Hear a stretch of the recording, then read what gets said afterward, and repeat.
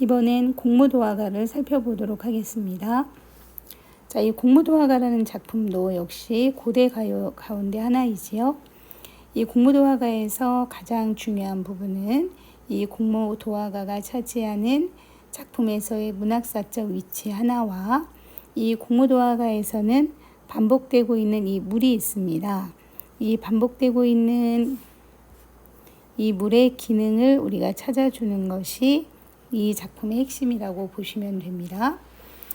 님이여 물을 건너지 마오. 님이 그의 물을 건너시네. 물에 빠져 돌아가시니 님이여 이 일을 어찌할꼬. 이렇게 노래했습니다. 자, 시척하자 처한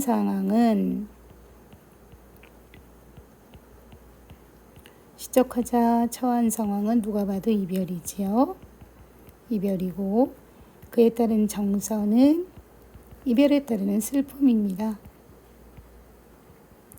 자, 그 슬픔이 어떤 형태로 체념의 형태로 드러나고 있다라는 거 먼저 확인해 주시면 되겠습니다.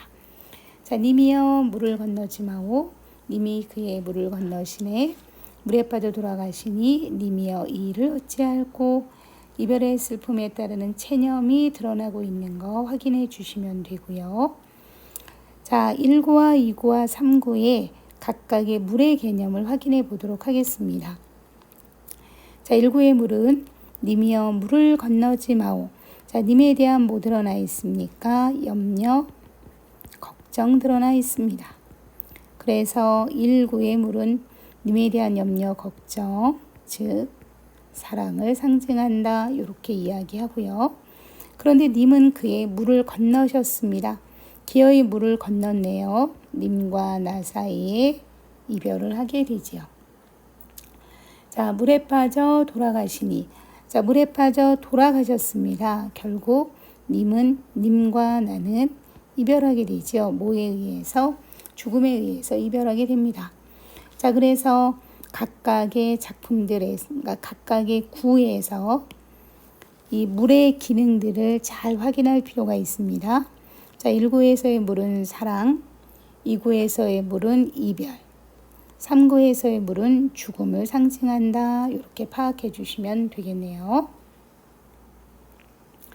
자, 그래서 역시 이 작품도 사원사구의 한혁시가입니다. 자, 사원사구의 한혁시가이고요.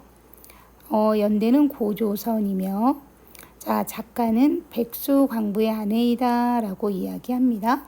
자, 여기서의 백수광부는 흰머리, 자, 흰머리에 미친 남편을 가리키는데 이 백수광부는 여러 가지의 의미가 있습니다. 자, 확인하고 넘어가 보도록 하겠습니다. 자, 백수광부는 여러 가지의 의미를 가지고 있는데 이 백수광부를 신화적 존재다. 자, 신화적 존재다라고 보는 사람도 있고요. 자, 두 번째 이 백수광부가 무당이다라고 보는 사람도 있고, 자, 세 번째 이 백수광부를 주신, 술의 신, 주신이라고 보고, 백수광부의 아내를 주신을 따르는 악신이라고 보기도 합니다. 자, 그래서 이 술을 마신 남편을 따라서 악기를 타며 함께 노래하는 행동을 통해서 아내는 악신이고 이 백수광부는 주신일 것이다. 이렇게 보기도 하고요. 자, 백수광부가 신화적 존재이다라고 보는 것은 이 백수광부의 죽음, 이 즉 신화적 존재의 죽음은 곧 무엇의 몰락? 신화적 질서의 몰락입니다. 자, 신화적 질서가 흔들리면서 이제 새로운 질서가 나타나는 것. 새로운 질서가 형성되는 거 아니겠느냐. 이렇게 보기도 하고요. 자, 무당도 마찬가지입니다. 자, 이 무당은 역시 백수광부, 머리를 풀어헤치고 술병을 든 그런 미치광이 남편이 강물에 뛰어드는 상황입니다. 그러면 그렇게 강물에 뛰어드는 사람은 결국 무당밖에 없겠다라고 이야기하는 거고요. 바로 이 백수광부가 물에 뛰어드는 건 무당의 의식행위이며, 자, 무당의 의식행위라고 보고 그 의식을 수행하는 과정에서 무당이 죽음을 맞이한 것이다. 이렇게 확인해 주시면 될 것 같고요. 역시 마찬가지 이 무당의 죽음은 이 고조선이 국가적인 체제를 확립하면서 이제 무당의 지위가 상실됐을 때 이에 따르는 좌절로 보는 사람들도 있습니다.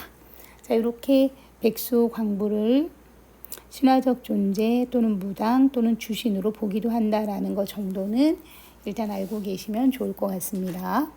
자, 다음 이 작품은 직서법, 직접적인 표현과 직정적, 정서를 직접적으로 표현하고 있고요. 매우 절박한 표현 드러나 있습니다. 공명은 공무인이다라는 거 들어는 봤다 정도로 알고 계시면 되겠습니다.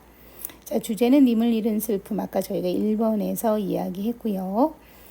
자, 의는 황조가와 함께 우리나라 최고의 서정가요, 가장 오래된 서정가요이고요.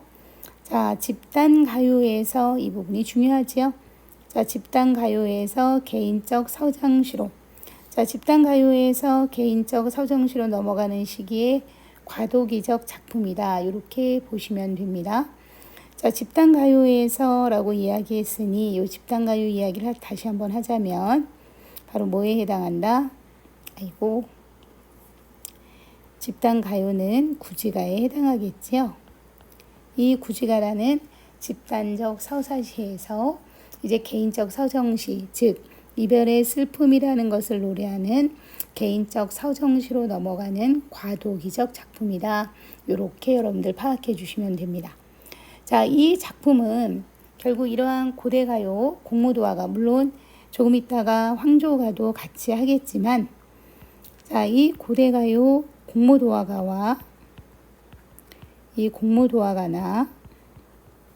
황조가 등은 모두 다 뭘 노래하는 것이다? 이별의 슬픔을 노래하는 것이기 때문에 이 이별의 정한에 대한 계보가 있습니다. 자, 이별의 정한에 대한 계보, 공무도화가, 황조가, 그리고 이제 유일한 백제의 가요인 정읍사. 자, 그리고 고려가요에서 가실이라든가 서경별곡 이 이별의 정한을 드러내고, 그리고 나서 이제 한시 정지상의 송인이라는 작품으로 그 계보가 이어지고, 그리고 나서 이제 시조에서 황진이의 시조 등으로 그 계보를 이어오다가, 또는 우리나라 민요 등으로 그 계보를 이어오다가 현대시에서는 김소월의 진달래꽃 정도로